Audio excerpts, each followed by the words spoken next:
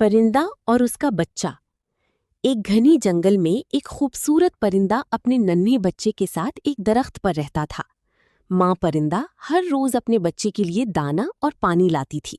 नन्हा बच्चा अपनी माँ से बहुत मोहब्बत करता था और उसके वापस आने का इंतजार करता रहता था। एक दिन एक शिकारी जंगल में आया। उसने जाल बिछाया ताकि परिंदों को पकड़ सके।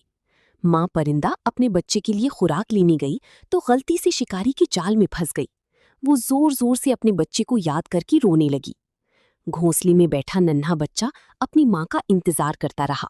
जब बहुत देर हो गई तो वो डर गया और उदास होकर आसमान की तरफ देखने लगा। माँ परिंदा ने हिम्मत की और अपने परों से जाल को तोड़ने की कोशिश की। आखिरकार वो जख्मी हालत में आजाद हो गई और फौरन अपने बच्चे के पास वापस पहुंची। नन्हा बच्चा अपनी माँ को जख्मी देखकर रोने लगा। माँ ने उसे प्यार से कहा, हमेशा याद रखना, आजादी और खानदान की मोहब्बत दुनिया की सबसे कीमती चीज है। ये देखकर शिकारी को अपनी गलती का एहसास हुआ। उसने वादा किया कि आइंदा कभी किसी परिंदे को नुकसान नहीं पहुंचाएगा। परिंदा और उसका बच्चा। एक घनी जंगल में एक खूबसूरत परिंदा अपने नन्हे बच्चे के साथ एक दरख्त पर रहता था। माँ परिंदा हर रोज अपने बच्चे के लिए दाना और पानी लाती थी। नन्हा बच्चा अपनी माँ से बहुत मोहब्बत करता था और उसके वापस आने का इंतजार करता रहता था।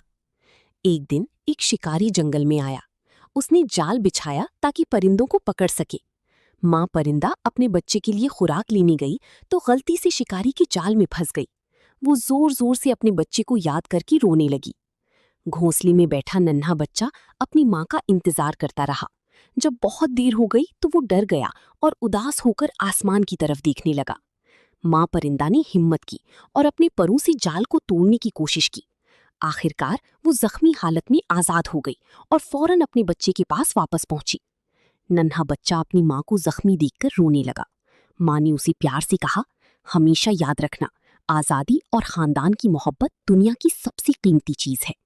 ये देखकर शिकारी को अपनी गलती का एहसास हुआ। उसने वादा किया कि आइंदा कभी किसी परिंदे को नुकसान नहीं पहुंचाएगा।